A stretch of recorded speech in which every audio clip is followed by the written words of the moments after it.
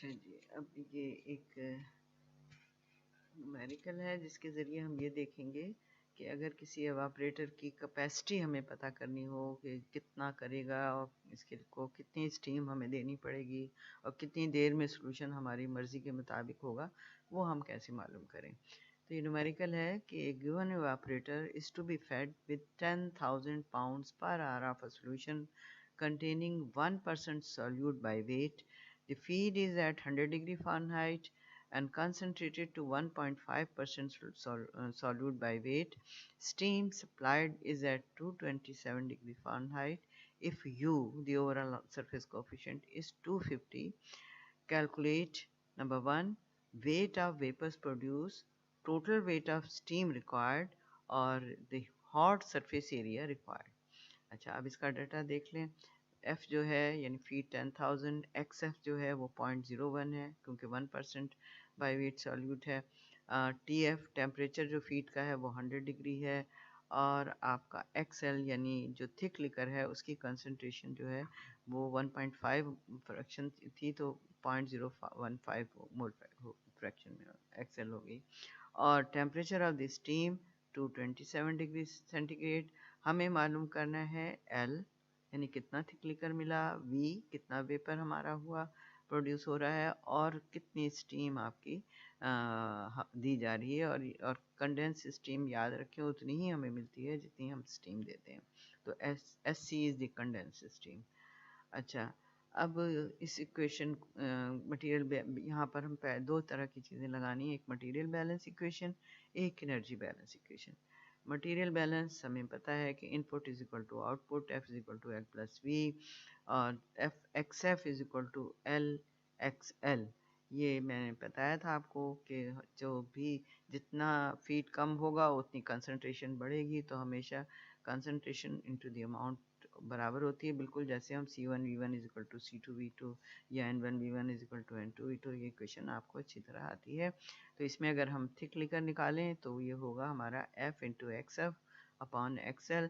F आपको मालूम है, XF आपको मालूम है, XL आपको मालूम है, L आपको मिल जाएगा और जब L आपको मिल जाएगा तो आपको V भी मिल जाएगा। तो इस तरह आपके पास V मालूम हो जाएगा। तो तीन चीज़ों में से एक चीज़ तो आपको इस एनर्जी मटेरियल बैलेंस से मिल गई। अब हम आते हैं एनर्जी बैलेंस की तरफ। Energy balance again that heat entered the system is equal to heat leaving the system. अच्छा, अब हीट सिस्टम में किस तरह एंटर हो रही है, फीट के साथ एंटर हो रही है और स्टीम के साथ एंटर, दो ही चीज़ें हमारी इनलेट हैं। और बाहर किस किस के साथ आ रही है, थिक लिकर के साथ आ रही है, वेपर के साथ आ रही है और कंडेंस स्टीम के साथ आ रही है। ये आउटलेट्स थे हमारे। अच्छा, जो एक आउटलेट वेंटिलेट का था वो कोई हीट लेकर नहीं आ रहा था। अच्छा, अब ये इक्वेशन हमारी एक तो है कि Q is equal to U A delta T, यानी हमारे पास U हमें दिया हुआ है, एरिया हमें नहीं मालूम, ये हमें मालूम करना है। डेल्टा टी हमें मालूम है कि जो आपका स्टीम और लिकर के दरमियान है, स्टीम आपकी 227 है और आपका जो लिकर है वो 100 डिग्री उस पर है। अच्छा, अब मटेरियल बैलेंस इक्वेशन के ज़रिए से जैसे मैंने पहले बताया था हमने निकाल लिया कि जो हमारा V है वो 3330 पाउंड्स पर आ रहा है। अच्छा, अब हम आ जाते हैं एनर्जी बैलेंस इक्वेशन पे। H जो हमने ऊपर लिखे हैं जितनी भी H वैल्यू ये हैं इंथैल्पी। अच्छा, स्मॉल जो है लिक्विड के लिए और कैपिटल जो है वो वेपर के लिए, यानी amount of energy of 1 pound. किसी 1 पाउंड में जितनी भी एनर्जी है वो उसकी लिक्विड में H से और वेपर में हम कैपिटल H से शो करते हैं। और लेटेंट हीट इसमें बहुत इम्पॉर्टेंट है क्योंकि स्मॉल h और बड़े h के दरमियान जो चीज़ है वो है लेटेंट हीट। स्मॉल h जब लेटेंट हीट एब्जॉर्ब कर लेता है तो कैपिटल H में कन्वर्ट हो जाता है और कैपिटल H जब लेटेंट हीट रिलीज़ कर देता है तो वो स्मॉल h में आ जाता है। तो लेटेंट हीट यहाँ पर वाटर की 970 BTU है। अच्छा, अब हम आ जाते हैं कि हम इन h वैल्यू को निकालें। तो स्मॉल h जो है वो सिंपली T माइनस 32, क्योंकि 32 के बाद हमारा जो है वो लिक्विड शुरू होता है, 32 के नीचे तो आपका गैस 0 डिग्री सेंटीग्रेड है, 32 इक्वल टू। तो जितने भी टेम्परेचर आपको लिक्विड के दिए हुए हैं, जब आप लिक्विड में से 32 माइनस कर देंगे तो वो उसकी एंथैल्पी वैल्यू हो जाएगी। और जितने टेम्परेचर आपको वेपर्स के दिए हुए हैं उसमें से आप 32 माइनस करके 970 ऐड भी करेंगे, जैसे मैंने आपको बताया था कि स्मॉल एच और कैपिटल एच में 970 का फ़र्क है। तो उससे आपको एंथैल्पी मिल जाएगी वेपर्स की। तो अब आप पूरा डाटा यहाँ हम लिख लेते हैं। फीड 10,000, लिक्विड हमने देखा लिकर जो था 6,670 पाउंड था, और जो हमारे वेपर रिलीज हुए थे वो 3,330 थे। TF क्योंकि 100 था तो HF हमारा उसमें से हमने 32 माइनस कर दिया तो 68 हो गया। इसी तरह T2 हमारा जो था, TL हमारा जो था वो boiling point of the liquid था, जो कि 212, वाटर का बॉइलिंग पॉइंट फ़ारेनहाइट में 212 होता है। तो जो थिक लिकर हमें मिल रहा है वो बॉइलिंग पॉइंट पे मिल रहा है, उसमें से हमने 32 माइनस किया, वो हमें थिक लिकर का हमें H मिल गया। वेपर जो हैं ज़ाहिर है वो भी बॉइलिंग पॉइंट पे हैं, क्योंकि एक ही जब लिक्विड बॉयल हो रहा है तो उसी वक्त लिकर भी मौजूद है और उसी वक्त वेपर भी बन रहे हैं, तो उनका टेम्परेचर भी 212 है। उसमें से हमने 32 माइनस किया, लेकिन 970 हमने मज़ीद ऐड किया और हमें फिर उसका जो एच वैल्यू हमें उसकी मिल गई 1150 करीब। अच्छा, और अब उसके बाद फिर स्टीम स्टीम आपकी 227 डिग्री फ़ारेनहाइट पे है, तो स्टीम में ज़ाहिर है 32 माइनस करेंगे और 970 उसमें एक्स्ट्रा एनर्जी मौजूद है वो हम ऐड करेंगे, वो 1165 हो गई। कंडेंस स्टीम जो आपकी निकल रही है वो भी उसी टेम्परेचर पे है, क्योंकि जैसे हमने ऊपर कहा था कि जिस पर वो बॉयल हो रहा है वेपर की वही टेम्परेचर है, और जब स्टीम कंडेंस हो रही है तो वो स्टीम की कंडेंस स्टीम का भी वही टेम्परेचर है, लेकिन उसमें आपका लेटेंट हीट उसमें से बस निकल चुका है। तो ये हमारे 195 BTU हो गई। अब हम एनर्जी एंटरिंग द सिस्टम देख रहे हैं, वो FHF प्लस SHS है, और leaving the system VHV LHL SHS। यानी HF को हम F की अमाउंट से मल्टीप्लाई करेंगे, HS को S की, इसी तरह तमाम टोटल एनर्जी हम निकाल लेंगे। ये हमारी इक्वेशन बन गई। और यहाँ पर मैंने जैसे ऊपर आपको बताया था कि S is always equal to SC, तो जहाँ हमारा SC लिखा हुआ है उसे भी हम S में कन्वर्ट कर लेते हैं। तो यहाँ हमारा जो था FHF जो है वो हम उधर ले गए हैं क्योंकि वो हमारा नोन है, और SHS तो पहले ही इधर था क्योंकि वो एनर्जी एंटरिंग थी, लेकिन एनर्जी लीविंग में आपके पास HSC था, वो भी हम इधर ले आए क्योंकि वो भी हमारा अननोन है। तो अब हमारे अननोन ये हो गए और नोन उधर हो गए, और क्योंकि SHC के बराबर है तो हमने S को कॉमन निकाल लिया है, और HS माइनस HC जो है वो उसके दरमियान फ़र्क जो है वो 970 का है। तो अब जो हमारी इस तरफ हमारी अमाउंट आ गई वो S 970 आ गई। दूसरी तरफ तमाम अमाउंट्स आपको पता हैं, वो सारी आप वहाँ लिख दें तो ये सारी की सारी आपकी वैल्यूज़ आ जाएंगी। यहाँ मैंने लिखा है कि this is equal to Q। Q is the total amount of energy, यानी टोटल अमाउंट ऑफ एनर्जी कितनी सिस्टम को दी जा रही है, वो कहाँ से जा रही है, स्टीम से जा रही है, और स्टीम क्या चीज़ दे रही है, अपनी लेटेंट हीट दे रही है। तो S into 970 is also equal to Q। तो यहाँ कंफ्यूज ना हो, Q मैंने इसलिए लिख दिया कि S into 970 is also equal to Q। अच्छा, अब इस Q को अगर हम 970 से डिवाइड कर देंगे तो हमें S मिल जाएगा, और वो S की वैल्यू हमने निकाल ली है।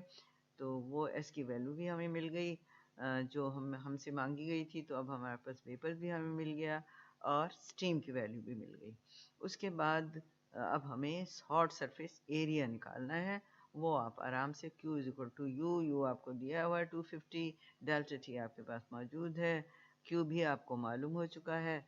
तो अब आप A की वैल्यू निकाल लेंगे, वो आपको पता चल जाएगा कि टोटल सरफेस एरिया कितना होना चाहिए उसके लिए ऑपरेटर के लिए, जिससे आपने 1% से 1.5% तक कंसंट्रेट करना है। तो इसी तरह हम अगर किसी एवापोरेटर में अपना सोल्यूशन डाल के कंसंट्रेट करना चाहें और अब कंट्रोल करना चाहें कि भाई 1 घंटे में हमारा इतना ही कंसंट्रेट हो, तो यहाँ एक चीज़ है हॉट सरफेस एरिया। तो उतनी ट्यूब्स रखी जाती हैं जो उतने हॉट सरफेस एरिया को प्रोवाइड कर रहे हो। तो ट्यूब्स को कम या ज़्यादा करके हम हॉट सरफेस एरिया को कम या ज़्यादा कर सकते हैं। इस तरह हम अपने एवापोरेटर्स को कंट्रोल कर सकते हैं कि हमें बस इतनी कंसंट्रेशन करनी है तो हमें इतना ही हॉट सरफेस एरिया देना होगा। इसलिए हमने इसको कहा था कि ये एवापोरेटर्स कैपेसिटी हम किस तरह निकाल सकते हैं। अब हमारा एक और एवापोरेटर है जिसको हम अगर एक ही स्टेप में सब कंसंट्रेट करना चाहें बहुत ज़्यादा तो क्या करें। ये कहलाता है मल्टीपल इफेक्ट एवापोरेटर। और इसमें आमतौर पर हम ट्रिपल इफेक्ट एवापोरेटर यूज़ करते हैं। ट्रिपल इफेक्ट का मतलब है कि 3 स्टैंडर्ड एवापोरेटर हम एक साथ यूज़ करते हैं। तो पहले को हम कहते हैं फर्स्ट इफेक्ट, सेकंड को हम कहते हैं सेकंड इफेक्ट और तीसरे वाले को हम कहते हैं थर्ड इफेक्ट। तो ट्रिपल इफेक्ट एवापोरेटर ये कहलाते हैं। इनकी ख़ास बात ये होती है कि आपने देखा कि पहले एवापोरेटर में तो वही चीज़ें जो थी, लेकिन दूसरे एवापोरेटर में जो वेपर पहले एवापोरेटर से निकल रहे थे वो स्टीम बनकर दाखिल हो रहे हैं। तो V1 is equal to S2। Second evaporator का स्टीम का जो है वो है पहले एवापोरेटर के वेपर से कनेक्शन। इसी तरह जो थिक लिकर निकल रहा है पहले एवापोरेटर से वो सेकेंड एवापोरेटर के लिए फीड का काम कर रहा है, यानी L1 is equal to F2। इसी तरह जब सेकंड एवापोरेटर से जो वेपर क्रिएट हो रहे हैं वो थर्ड एवापोरेटर के लिए स्टीम का काम कर रहे हैं, और सेकंड एवापोरेटर से जो थिक लिकर निकल रहा है वो थर्ड एवापोरेटर के लिए फीड का काम कर रहा है। और फाइनली फिर हम थर्ड एवापोरेटर से जो वेपर्स हमारे रिलीज हो जाते हैं, और आमतौर पर हम ये अज्यूम करते हैं कि V1 is nearly equal to V2 and nearly equal to V3। अगर हमें V3 पता चल जाता है तो हमें पता होता है कि उतना ही V1 बना होगा, उतना ही V2 बना होगा बाहर। और इसी तरह थिक लेकर फिर हमें यहाँ से जो मिलता है ये हमारी असल प्रोडक्ट यानी आउटपुट है जो हमें चाहिए होता है। अच्छा, अब इसमें बाकी सारी चीज़ें वो हैं। अब इसे ऑपरेट किस तरह करते हैं ये हमने देखना है। अच्छा, अब इसको मैं आपको बताते चली जाती हूँ। There are 3 standard central down take. ये ख्याल रखिए हमने दो तरह के डाउन टेक पढ़े हैं, सर्कुलर और central. Central downtake vertical tube evaporators join together 1, 2 and 3. Vapor from one evaporator serve as the heating medium for next. Latent heat absorbed from F1 is given to F2. यानी जो heat latent heat absorb की थी F1 ने, और जो heat उसने F1 ने जितनी लेटेंट हीट एब्जॉर्ब की थी उतने ही वेपर प्रोड्यूस कर दिए थे, वो वेपर अब स्टीम बनकर सेकंड के पास जा रहे हैं। यानी जो F1 की जो latent heat absorbed by F1 is given to the F2। अब ये सारी लेटेंट हीट V1 बनकर दूसरे में जा रही है और वो F2 में जाएगी और F2 से वो V2 प्रोड्यूस करेगी। तो यहाँ V1 is equal to S2 and V2 is equal to S3 जो आपको नज़र आ रहा है बिल्कुल। अच्छा, अब ये बात जो अभी मैंने बताई लेटेंट हीट वाली, ये आपको आगे ज़्यादा क्लियरली समझ आ जाएगी। अगर नहीं भी आई तो परेशान ना हो। वह ये समझ लीजिए कि वेपर एक से दूसरे में जा रहे हैं और दूसरे से फिर तीसरे में जा रहे हैं।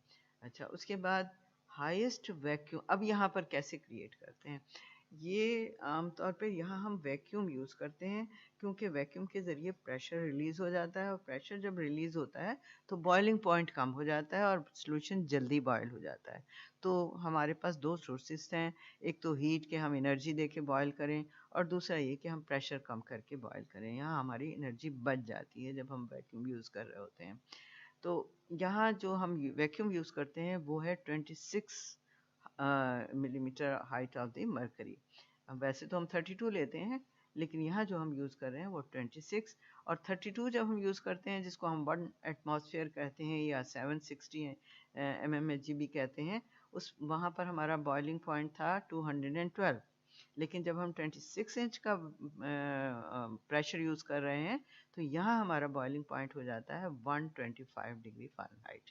तो हम लो टेम्परेचर पर अपने सोल्यूशन को बॉयल कर सकते हैं। एट द बिगनिंग, अब यहाँ से हमारा वो शुरू होता है। At the beginning system is at cold at room temperature and at atmospheric pressure. ठीक है, जब हमने अभी स्टार्ट नहीं किया, ये हमारा लगा हुआ है, तो जो हमारा प्रेशर है वो 1 एटमॉस्फेयर है, 760 है, और टेम्परेचर जो भी रूम टेम्परेचर है वो है। In the start all the walls except ventilates हैं V1, V2, V3, जिनमें से हवा जो अंदर मौजूद है वो निकलती है, उसे हम खुला छोड़ देते हैं। और बाकी तमाम जितने भी हमारे इनलेट और आउटलेट हैं, जो F1 F2 F3 या S1 S2 S3 ये हमारे इनलेट हैं, और जो आउटलेट हैं वो हमारे V1 L1 V2 L2 V3 L3 और ड्रिप हैं D1 D2 और D3, ये सब हम बंद कर देते हैं। सबसे पहले हम क्या खोलते हैं, S1 एंड D1। याद रखें जब भी हम S1 खोलेंगे D1 भी खोलेंगे, इसलिए कि स्टीम जैसे ही कंडेंस हो उसे हमें रिमूव करना है। तो पहली चीज़ क्या है, हमने खोला S1। Let T naught and P naught are the temperature and pressure of steam। ये जो बिल्कुल शुरू में पहले उसमें T naught और P naught है। अच्छा, steam will first displace residual air, then V1 will nearly close। पहले हम थोड़ी देर छोड़ देते हैं S1 को खोल के कि जो एयर है वो रिप्लेस हो जाए, और फिर हम V1 को क्लोज कर दें। अभी हम फर्स्ट पर हैं, सिर्फ हमने S1 खोला है, D1 साथ ही खोला है, थोड़ी देर में हमने V1 बंद कर दिया, क्योंकि हम ये सपोज कर रहे हैं कि हमारी एयर रिप्लेस हो चुकी है। Now it will produce pressure P1। अब जब आपका स्टीम जानी शुरू हुई, वेपर बनने शुरू हुए, तो P नॉट से वो P1 प्रेशर पर आना शुरू हो जाएगा, और टेम्परेचर भी T नॉट से T1 पर आना शुरू हो जाएगा। तो P1 एंड T1 जो है, अब ये फर्स्ट इफेक्ट के वो टेम्परेचर हैं, और अब हम जो है इस P1 और T1 पर जो फर्स्ट इफेक्ट है, अब हम सेकंड की तरफ जाएंगे। इस मौके पर हम बाकी जितने हमने बंद किए थे वो भी खोल देंगे, यानी D1 F1 और L1 V1 जो है ये भी सारे हम खोल देंगे। जब प्रेशर P1 एक प्रेशर डेवलप हो जाएगा, वो कैसे पता चलेगा, जस्ट बॉइलिंग शुरू हो जाएगी उस वक्त। फिर हमने जैसे ही जस्ट बॉइलिंग शुरू हुई, हम बाकी भी आहिस्ता आहिस्ता खोलते जाएंगे। उनके खोलने की तसलसल इस तरह होगा कि D1 तो हमने पहले ही खोल दिया था, F1 L1 V1, ठीक है। अच्छा, अब नाउ V1 जो है वो जाएगा किसकी तरफ, सेकेंड इफेक्ट की तरफ। तो अब आपने फिर क्या खोलना है, S2 और D2। जब अब सबसे पहले जो खुलेगा वो S2 और D2 खुलेगा, वहाँ पर बिल्कुल उसी तरह एक जैसे ही वो जस्ट बॉयल शुरू करेंगे, आप जो L1 है वो F2 बन के दाखिल होना शुरू होगा, जो V1 है वो S2 बन के दाखिल होना शुरू होगा सेकंड इफेक्ट में। अब सेकंड इफेक्ट में भी बिल्कुल वही किया जाएगा, जैसे बॉइलिंग शुरू होगी आपने L1 और V1 भी खोल देने हैं, और L2 और V2 भी खोल देने हैं, और F2 भी खोल देने हैं। और जैसे ही आप L2 खोलेंगे, थर्ड पे जाकर फिर आप अपना जो है वो S3 खोलेंगे, क्योंकि अब स्टीम सबसे पहले याद रखें S वाले खोले जाएंगे। S1 हमने खोला था D1 के साथ, सेकंड में जब वेपर जाना शुरू होंगे तो S2 हम खोलेंगे D2 के साथ, तीसरे में जब जाने शुरू होंगे तो हम S3 खोलेंगे D3 के साथ, और जैसे ही जस्ट बॉइलिंग पहले की शुरू होगी, L1 V1 L2 V2 और F2 खोले जाएंगे, और जैसे ही जस्ट बॉइलिंग तीसरे की शुरू होगी तो हम तीसरे में भी जाकर उसको भी खोल देंगे। और उसके बाद फिर जो है बॉइलिंग वहाँ भी होने लगेगी, उसके बाद आप उसे रिमूव कर लेंगे। अब यहाँ एक चीज़ ये है कि टेम्परेचर जो है वो तीनों में बॉइलिंग टेम्परेचर मुख्तलिफ होगा। उसको उसके लिए हम क्या करते हैं, अच्छा, तो ये याद रखें कि 125 आपका बॉइलिंग पॉइंट है, जहां आपका प्रेशर जो है वो 26 इंच के करीब है। तो ये था आपका मल्टीपल इफेक्ट। तो थोड़ा न्यूमेरिकल्स है।